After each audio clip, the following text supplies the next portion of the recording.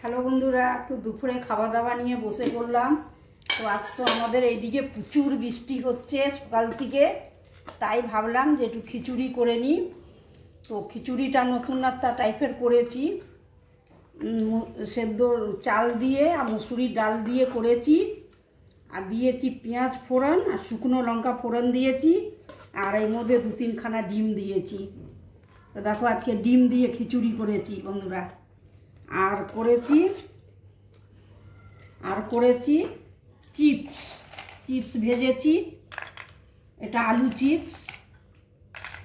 আর ডালের বড়া করেছি, ডাল বেটে ডালের বড়া করেছি। আর আছে আমের আচার, সেটা আমি নিজে তৈরি করেছি বাড়িতে। তো আজকে এই খাওয়া দাওয়া এই আছে। যদি তোমাদের রান্নাবান্না ভালো লেগে থাকে তাহলে লাইক শেয়ার সাবস্ক্রাইব করে দিও।